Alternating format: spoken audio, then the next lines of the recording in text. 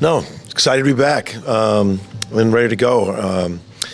This off season seems, on one respect, longer and longer. On the other, on the other hand, it goes quick. But these guys, we've gone through 8 weeks of summer, fall conditioning, fall practice, and then 2 exhibition games, and still learning about our team. But as you probably heard me say a handful of times, I like this group, and I think we're athletically, I think we're longer. I think we can do some things defensively.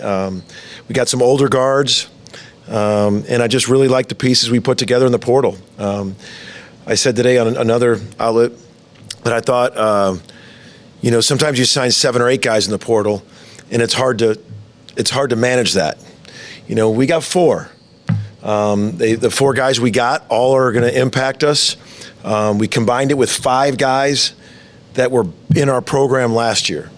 And I thought that was having 5 guys that we feel that are going to contribute back, I thought was a big part of it. And then we mixed them with 3 freshmen. So I like our blend. I like how we've come together so far, but we're definitely ready to get going and start playing some different competition where it matters. Questions? What are we going to talk to you since you brought in Xavier and his dad? Oh, yeah. How have they been? No, Justin Scott's been a great addition to our staff. A veteran, a guy that's been a head coach. Great with the players, great on-floor coach, great basketball mind, and it's just been seamless. I mean, it just having X with him there, and X been a huge part of what we're doing. Just I couldn't have had a scenario work out better, to where I got a great assistant coach who I'm leaning on a lot, and then and a point guard I'm leaning on a lot. So it's worked out well. I think X brings a wealth of experience in a great league. The Atlantic 10 was a great league. He was first team all league, and he does a little bit of everything. He scored 17 a game, then he had rebounded it, assists, play make, competes, been in a lot of situations, and I just feel very confident in X. So it's been great having those 2 on board. Porter, I want to go back to something you said at SEC Media Days about leaning into the portal. Go back to when that process for you to get there. What was that like? Were you fighting it? Were you not sure it was going to last? No, I was never fighting it. It was more of mentality. It's just that way in life. Just complaining about it doesn't help. It's funny, I'll go out somewhere and people that don't know about NIL, don't know about the portal, but they don't like it. The general public, they're like, man, I don't know how you guys do it. We don't like it. And I get it, because you can fall into that trap and just keep talking about all the negatives. So it was more of when I said lean into it, was more of a mind shift. Say, this is our reality. Let's lean into it and make the best decisions we can make in it. And I also leaned into it with the mentality of, we went after some guys that have played at a high level, and we didn't go after sheer numbers. For a lot of reasons. One, you have a certain budget you can work under. And then the other, I have found that, they're in the portal for a handful of reasons. A big one is they want a better situation to play, impact, role. And if you start to get 7 of those, you're not going to have 7 roles for that. Doesn't mean I'll never sign more than 4. It's just this structure of how we built this team. We felt we had some guys back from last year, Dayton and Mo specifically, who got a lot of minutes in key times. And then we had 3 guys that we felt are really good, can be SEC players, but whether 2 of them were injured, Jadon Jones, Jeff Wanko, and then Kowal, we redshirted to gain strength. And he did. He gained 20 pounds and grew an inch. So we got those back, and I just think the 4 guys in the portal, leaning into those guys, we leaned into just the positivity of, like, it was just a mindset. Like, this is our new world. Let's not complain about it. Let's just make the best of it. And And I think we got 4 guys that fit who we are, how I want to play, how we want to play, and I'm excited to get to battle with them. Porter Moser, you talked about it being last season, the need to win. It seems like you've done that with this Porter class. How much did Trey's involvement in this? Yeah, it kind of went viral when I said you have to lean into a May. And I'll say this, I'll just make a general comment, is that we have to be relentless for progress in NIL. And I'll just float that out there. We just got to be relentless for progress for NIL. Right now, after this year's portal, we need progress. And it's just got to be that way, because this league is relentless for progress. Where people were last year, where we were last year, there's progress. And we got to be relentless that way. And that's got to be our mindset, our mind frame. It's just, that's the way it is. It's like and I think we have been. I think we're working towards that. And but it's got to be progress. Well, going back to talking about the guys you brought in, I mean, as a coach, where do you find, or how have you seen the balance so far, expecting the guys that you brought back to take those next steps, for the team to want to take the next step, go further in the season, go further in the tournament, and hope that the guys you brought in that played at high levels and big games, hope that they kind of rub off on the current guys you have on the roster? Like, where do you find that balance? So retention is just so much of what most coaches are about. I mean, I don't want to say like that's what I'm about. I mean, all coaches will tell you that the retention of guys in the program that know how you run things, know what your standards are, know what you expect. So the retention piece has been the difficult one of the key guys here. So I look at, let's just start with Mo and Dayton. Mo Eggy was split throughout the team, came off the bench last year. And he was one of the highest fouls per minute guys. And I talked to him about that. And he said, you know what, I was always feeling like I had to get something done really fast. And, because Sam was going to come right back in. And I get that when you're split time like that. But he also was ended the year at one of the top offensive rebounds in the nation. He's one of the top returning offensive rebounders in the country. So when Sam went out, we had a long talk. We said, Mo, and that's when he told me that about feeling like he had to do something. I said, we can't afford for you to get in foul trouble. You have to play 25, 26 minutes a game. And if you look at the Missouri senior night, Texas, Georgia, Kentucky, UConn, 5 high-level games where Mo was there, he averaged 9 and 7. I mean, I think anybody would take that 9 and 7 from your 5. So all of a sudden, to retain Mo, who didn't have a summer last year, because he was in his boot when he got here from Alabama. So he had a whole summer working on his body, working on his thing. I really think Mo, just seeing him with Kai, Mo just like a veteran, terminology, everything on things we want to do. Hey, this is how you flip the screen. Hey, on this action, this is what you... Just having him mentor Kai, that retention piece of Mo was huge. And I think Mo's going to take another step. Dayton came in, last year, throughout the summer, he was with Duke and Kobe, 2 older guys, and he was a freshman himself. And then we added Fears, so all of a sudden you added a guy that we kind of knew was going to play a lot. And so Dayton just kept on working. Everything you want, Dayton did. Didn't complain.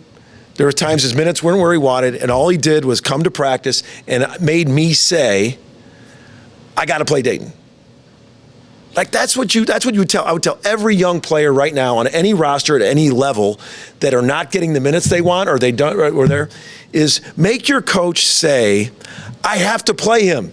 He's bringing value. And that is what Dayton Forsythe did last year. There was a point where we're like, man, he's just bringing so much energy. He's making winning plays. Sometimes the stat sheets wouldn't show it, but like we were watching those winning plays. And then I thought, if you look at all the freshmen, there wasn't a lot of freshmen. He had to be in the top 10 or 12 freshmen of minutes last year. Look at it. I think he was, if you really do that research. So we got him back, and he's grown another year. Jeff Wanko was doing great, and then he tore his Achilles. He came back. He practiced with us in, January, February, March. Kual Atok redshirted. Jadon Jones was hurt, and then he was ready to go in January, but we decided you're going to redshirt because he was already, we were 13-0, and it was just, so he played in practice every day, January, February, March. So those 5 together this summer, just on how we do things and everything, and then credit the new guys. They came in not entitled. Nigel Pack came in just a veteran. You can coach him hard. He knows, he takes care of his business. He's doing his recovery. He's doing his stretching. He's getting his work done. Just a veteran. He's itching because he missed the end of last year with an injury. He's been totally healthy. Tay Davis has come in, older guy, had a great year in the ACC, just worked. Darian Reed's hungry. He had a taste of the SEC, highly ranked kid, shared minutes, had some injuries. He's ready to go. And then X couldn't be a more humbled, hardworking, about the right things guys. So the type of guys we got in the portal, even though there were 4 of the top 100, they didn't come in entitled. They came in blended with the new guys. And what you hope for is that everyone's blending and trying to say that, is that you hope that that's strong enough to handle adversity of the season. Because everyone's having an adversity season. There's a lot of us right now, hey, the new guys are blending with the old guys. I feel that strongly, and you just hope that you build it so tightly that it withstands the adversity of a season. Porter, you mentioned Jeff, but just what's it been like these last 15 months, kind of seeing him come back from that Achilles injury and have some of that burst that he had before? No one's works harder than Jeff. There's no bigger gym rat than Jeff Wanko. We don't have one. I don't know if anybody has one. We all know his car. It's the lime green car. I probably shouldn't say that publicly, so maybe don't air that. But you can come in here. You come in here at night to make recruiting calls. You come in here to watch tape. You come in here. The green car's out there all the time. It's always out there. And sorry, Jeff. Now people are going to know your car.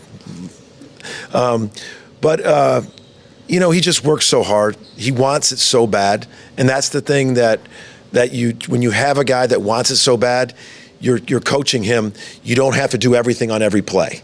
Let it come to you, and he just works so hard. He can really shoot it. I mean, the kid's a gym rat. He really got his shot. He's really improved it, and he could always shoot. But he adds another 6'6" wing, an SEC body, but a tremendous heart. And just for him, just to get experience. And the thing you forget about Jeff is, went to Tulane to play football, went to junior college, got hurt. He hasn't played a Division I basketball game yet. He has not played a Division I basketball game yet. So he played in the exhibitions. Thought he had a really nice Wisconsin game. I thought he played really solid. Had a huge steal, DCO, pick 6, knocked down some shots. But also, sometimes when you're on a scout team for a year, we're coaching the top 9 or 10, and the scout team can make mistakes. They're trying to do what the other team does. Now we're really locking in on where he needs to be defensively, what he needs to do some things. But this kid's heart is huge, competitor, and he really is a rookie. He's an older rookie because he hasn't played, but he's a big part of what we're doing. Porter, you mentioned Mo being good for Kai's development. Just what has stood out about Kai since he's been here? What do you feel like you got in those two guys? Kai, first of all, we don't have a lot of guys we've had here that just looks like him when he walks in the room. He's a for sure 6'10", 245, 250 with 7'4" wingspan. So he is a true center. He's got great hands. He's got shot blocking ability. We haven't had a lot of shot blocking here. So he gives you that. And he's learning every day. Mo has got a good IQ. He knows when to flip screens. He knows when to toss them and roll. He knows when, he knows the defensive coverage is more. And Kai, just like any freshman, it's coming fast at him. And I think when freshmen start to slow down, they start to get it. And that's what we, in the hopes of Kai, is he's trying hard, he's doing some good things. He's going to help us just because his size and physicality and his length, because you need that in the SEC. Some teams have 4 of those guys. We do not. Bigs were a huge premium in the portal. And so it is tougher to get a big in the portal. So I thought we got a top 60 high school kid that we're going to build and work with, and we got Mo back, who's a veteran, who's played a lot of minutes at this level, and then we can also go small ball. Tay Davis and Darian are 2 guys, and you throw Jeff in there, all of a sudden you can go small ball, and they got to guard us. You're 6'9", 6'8", 6'6", athletically that can do a lot of things switching. So we got some options with that. Porter, I think at Birmingham, you mentioned Tay Davis. Defensively, could be one of the best players in the nation this season. Just what is it about his skill set on that end of the court that's really stood out since he got here? His lateral quickness combined with his length. He's in his effort. When you have 6'9" with long arms playing that hard that can stay in front of a smaller guard, it's just hard. Sometimes when a bigger guy is 6'9" switches on a guard and they can go by him, and then when they go by him, they got the vision. If you can't go by Tay, he's 6'9" still, and he's just got great lateral quickness. He's got great effort. He's got great pride with his defense. He's got a strong chest. I know that. He can chest you up and hold you to where you're just not opening up and retreating. He can level you off, and that's. Sometimes you see smaller, undersized guards level you off and get underneath you. He can level you off at 6'9". And that's why I think he's so dangerous, because you can switch with him, take vision away from smaller guards. Deflections. We're charting deflections all the time. His length at getting deflections to start transition. I just think he can really do a lot of disruption on defense. You guys brought in a talent like Darian, who came in as a 5-star, highly talented kid, and maybe didn't have the year that he wanted to last year, dealt with some injuries. What do you think that he can bring to this team this year? Darian, we're hoping he brings a lot of different things. A bigger guard defensively, a bigger guard offensively. He's really worked on his shot, his catch and shoot 3. He can body you up and swivel post you in the post, but really on the glass. On the glass. There was numbers of games that we just got hurt in the trenches, rebounding. Just the size and athletic ability of the SEC. And just in those trench rebounds, jumping up, and he's 6'8", physical, goes after it. We really need him to rebound in those trenches with him and Tay and Mo and Jeff to get those rebounds that hurt us last year. But he's really being able to knock down that shot has been a key that for him moving forward. But I think Darian, the reason why he's so good is he can do a lot of different things. I think he's going to be a defender, a rebounder. He makes nice passes too. He can see and make some nice passes. Swivel post, kind of finish at the basket, transition. So we're hoping he does a lot of all-around things for us. You always talk about the race of maturity for your guys. How important is it that the returning core that has so much SEC experience and bringing in a bunch of veteran guys that have either experienced the SEC or really high-level college basketball to kind of help the gel process for?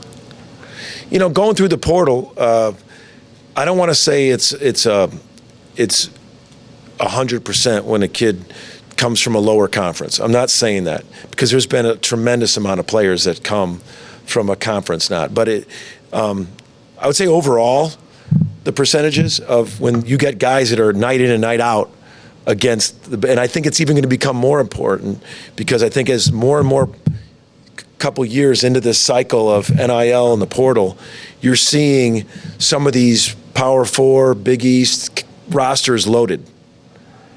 You're seeing them loaded. And so I think it's going to be more important to have guys play against such a high level. That was our flaw. Doesn't mean we're not going to ever take it, or some of those guys that come from, because there have been some very good ones, and I could rattle off a bunch. But I think it's important. Darian's referenced the offensive rebounding in the SEC in our locker room. Tay is, that been there. Nigel Pack's been on the Final Four. I mean, he's been big when the Big 12 was ranked number 1. Nigel was first team All-League. I mean, he's been on that. He's been on the Final Four stage. And so that's just invaluable that guys have had that kind of experience. And we targeted it, and it was, I thought it was really important that those guys, we get some guys that are a little older and experienced. Porter, from this year's games, what did you really learn about your squad? You won both games, so Yeah. what did you really learn? We learned that, because some of them are older, there wasn't, I thought they fought through hard. I mean, both games, there were hard sequences. There were hard sequences. We had, we learned some things we got to do way better. That's the biggest thing, and that's why I wanted to do them. We learned a lot of things that the film, we could go back and go, man, we got to do this. Like, we have to do this better. You got some guys that, in a game that mattered on the road, Alec Blair got 7 and 8 minutes. Kawal Atok got some minutes. So you got to see them on a game. That's why I think the NCAA should do more of them, because people are making such a big deal out of these exhibitions, more probably outside than we are inside. Inside, we're looking to how we can do better. But then all of a sudden, it gets a little real about trying to win it. People want to win these exhibition games, especially fan bases and everything. And so it's starting to take a little bit bigger form. And so there's a fine line of you're trying to win it, but you're also trying to maybe get a lot of guys some minutes that might not get it. So that's why I think we should go to more. The NBA goes to more. So those first couple, if the starters play a quarter and the rest of the guys get minutes, or some guys, no one's really worried about if they win or lose, because you have more of them. And I think that should be a big piece. I hope we go to more. It's just especially with able to go in the summertime, I don't see a negative of like going to 4 of them. But we learned a lot of things that we liked. We learned a lot of things we can get better at, and we go back to the drawing board. But it was intentional to play 2 high-level teams. Porter, besides you no longer have to hear the question from us, what did making the tournament mean for the program who wants represented? It just continues to, I know the narrative.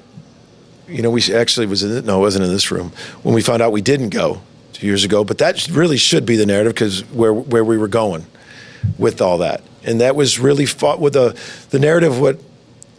That I take away is everything you want to be about the resiliency, everything you want. Backs against the wall. Started out 10th in the country.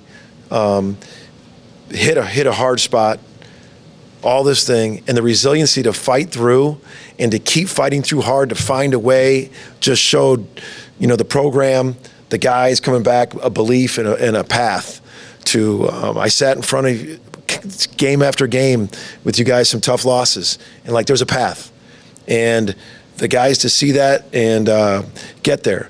And make no mistake, that's not my goal, is just to get the ticket in there. And I said that to every recruit. But they saw the path and where we're going with that.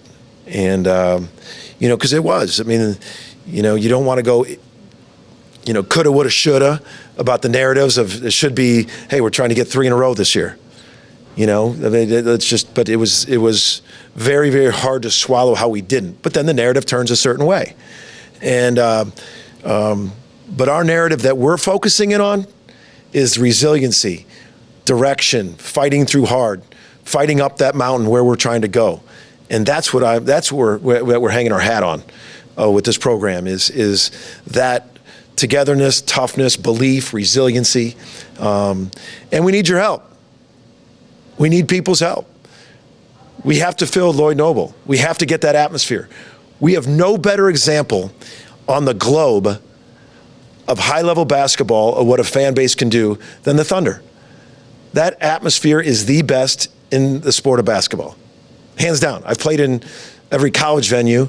I've watched pro. I've been to games from my hometown of Chicago when the Bulls were in the run. I've never seen an atmosphere like a Thunder game, And it makes a difference. I don't think there's a sport that makes a difference more than basketball, and I'm biased because it's right on top of you. And in this league, to be the best of the best and to go in where we got to go, we need your help to be wherever we're going. I think the fans are going to love this team. I think they're going to see how hard they work, how together they are, and we've got to sell out that arena night in and night out. Not just when we're doing well, or not if we have a bad game, or not. We need to consistently make that a great place to be. And I've been in there when it's full, and even though it's older, even though it has its leaks, its drips, its different problems, noise is noise. Excitement is excitement. Fan bases are fan bases, and that's what we got to create in that arena.